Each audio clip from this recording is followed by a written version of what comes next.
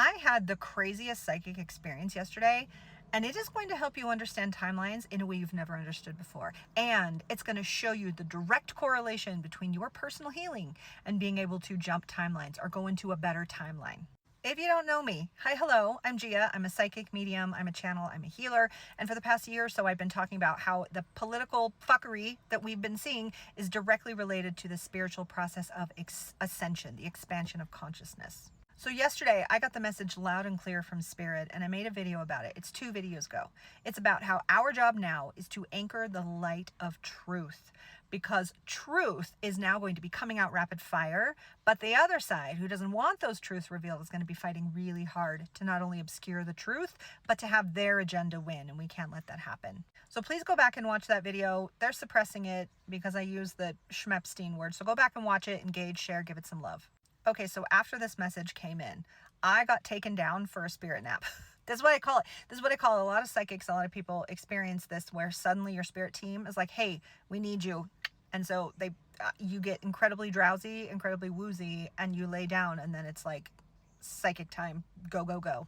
So as I'm lying down, I get the very clear message that regardless of what other people choose to do, it's my time. It's my turn now. Choose what you want and anchor into that. So I did, because that is what I want. I want truth and I want justice. I want all of it, no stone left unturned. So as I was doing that, I got this incredible download of information, just rapid fire pouring. And it confirmed so many things of what I've been saying about healing and about timelines, but I saw it more clearly. And I was shown how okay. So in order to understand timelines, because this is theoretical physics, right? And we've adopted it in spiritual communities, but it's clear as mud sometimes, right? So I like to say that a timeline is simply a choice.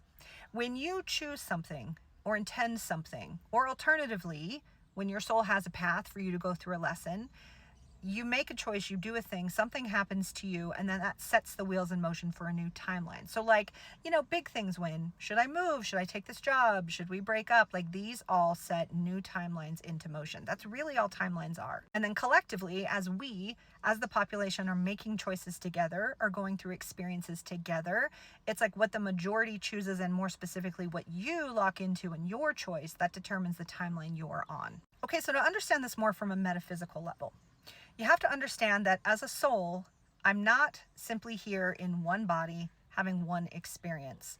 My soul is fragmented into many different experiences. And if you look at this from a theoretical physics framework, we're talking about infinite worlds theory, infinite timelines theory, to where in any given moment, there are infinite choices available to you. And depending on what choice you make, that sets that in motion. But even though in our human mind, we have psychological continuity, we experience the consequences of one choice linearly, our soul that's up there in heaven, or whatever you want to call it, our soul experiences all of them, all of those potentials all at once, everything, everywhere, all at once. So it's the soul that's up there in the little conductor's hat that's saying, okay, if we try this, what happens? If we try that, what happens?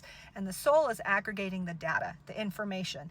What did we learn from this choice versus that choice? Did that expand us? Did that get us through our soul lessons? Is it helping in growth? Is it, all these things? And what's going to blow your mind is our soul is also canceling, clearing out, collapsing many of these timelines. And we in our singular consciousness are completely unaware of it. That's a lot, I know, so just pretend.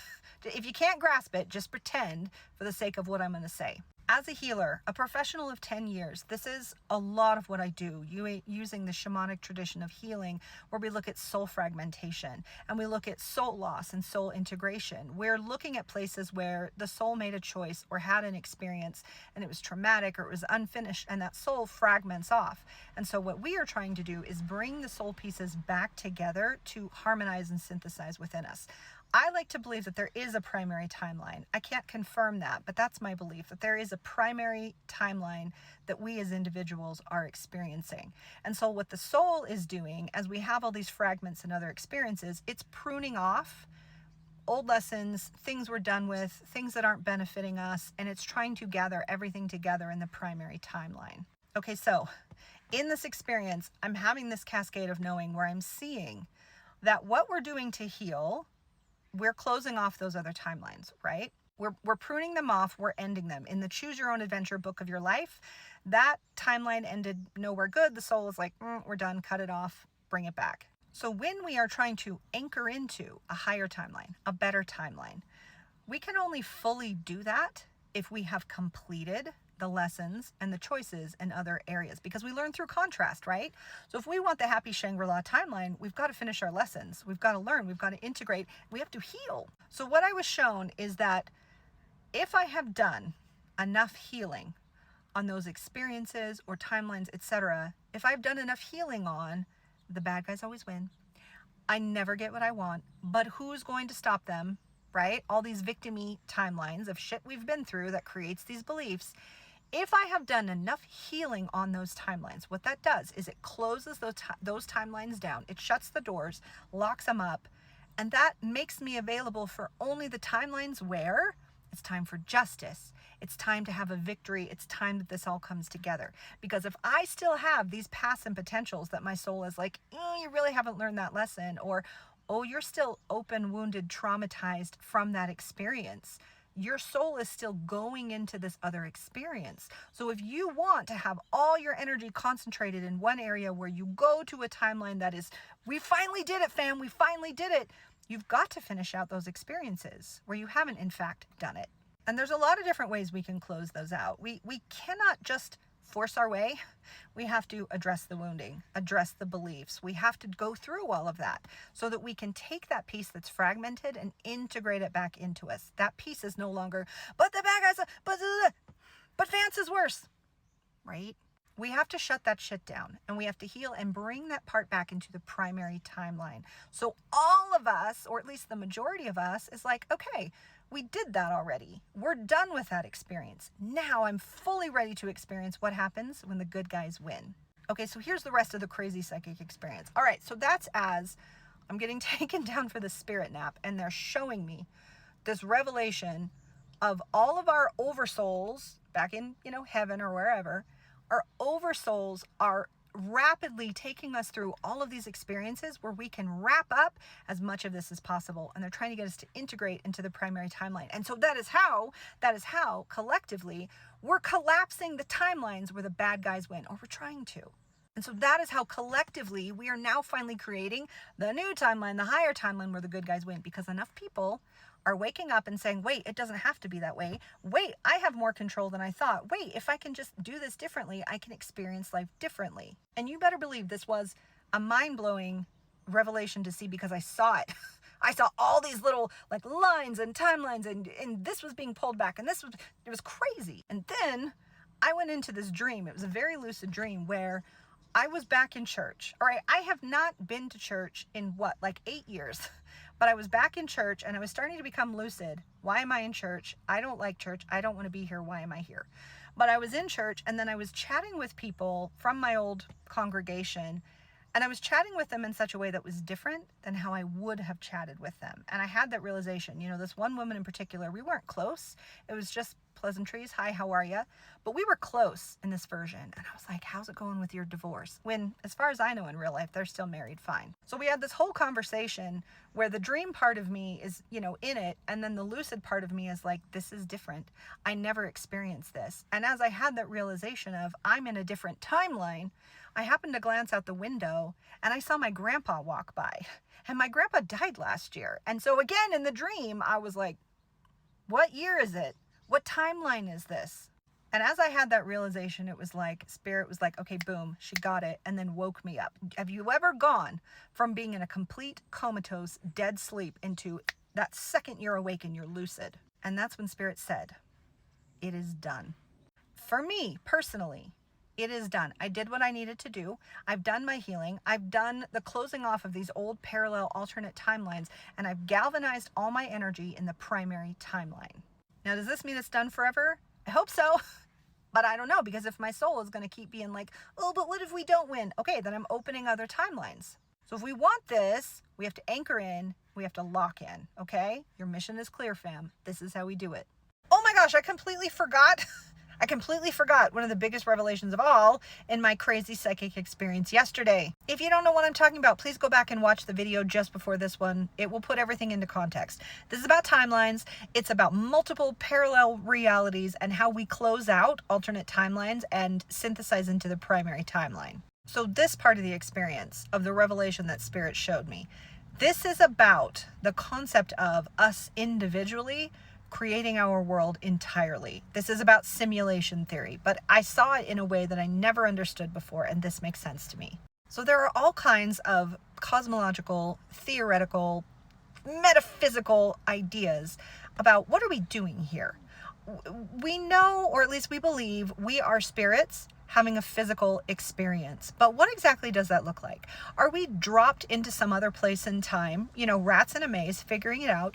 Or are we somewhere up in heaven hallucinating this world into existence? And if so, what does that mean for how we intersect with other people who are also hallucinating this world into existence?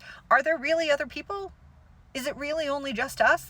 These are the philosophical and theoretical conversations that I love, but they drive me nuts because we just don't know, and we really can't know.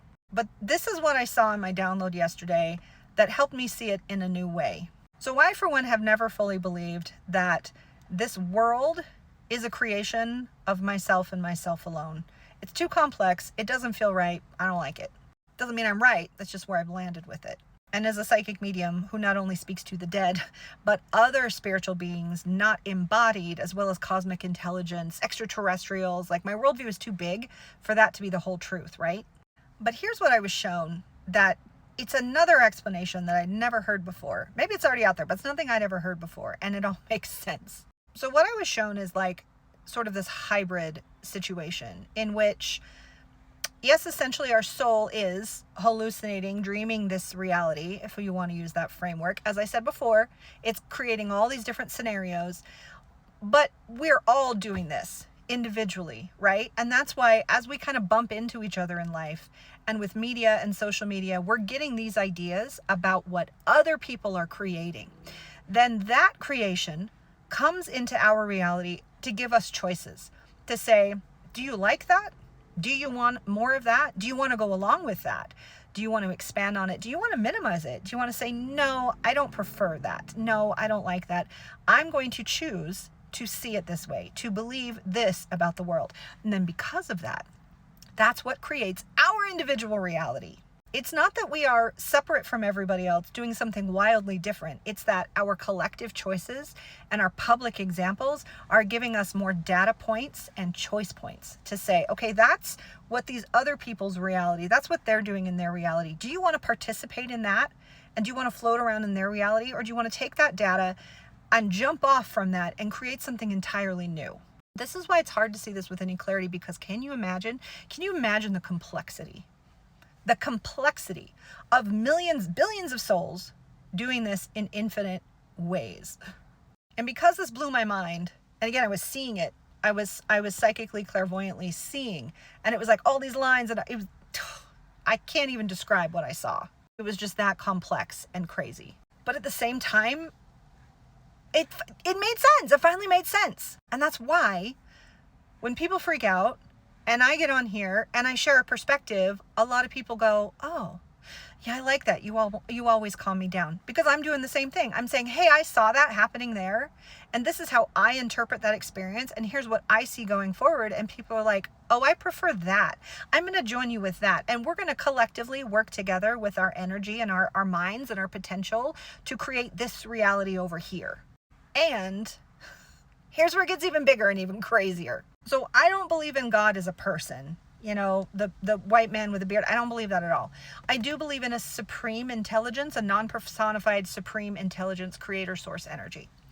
And I believe that we as souls are fragments of that divine. We're little pieces of that divine, because this God cannot experience itself unless it creates different aspects of self. So we are fragments of that divine that then go out and we have these realities and experiences, and that data is not just going up to the oversoul, but the oversoul data is going up to this God, to this supreme creator being. And that supreme creator being is what's synthesizing all of this, all of it, and saying, okay, whoa, this experience is crazy. We need to shift a little.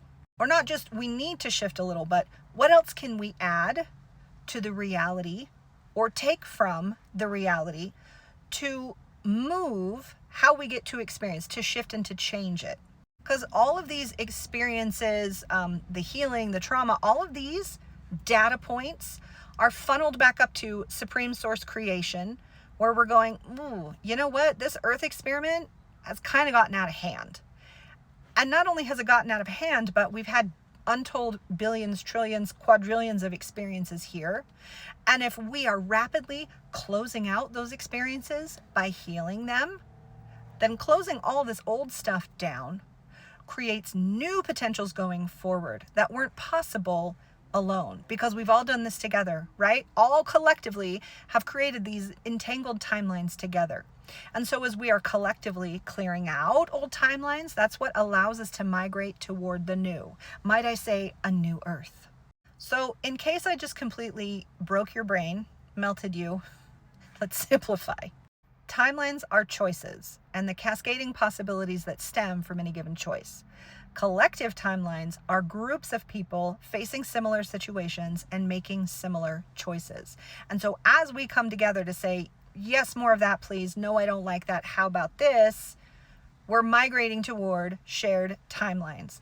And as we heal old timelines, we're collapsing them out. So if I, hypothetically, have healed every single timeline and potential, where I am a victim, where bad guys win, where I am powerless, if I close all of those out, then my dominant reality is, hey, we're now ready for the good shit. We're now ready for the good guys to win. And as we're doing that collectively, all of those data points of our choices, of our healing, of all of that is funneled into this collective consciousness that funnels back down to all of us. So we can collectively create these new, better, higher timelines of expansion and joy. So it is both the most complex thing in the universe, but simple. This is what we say by free will. Free will are choices.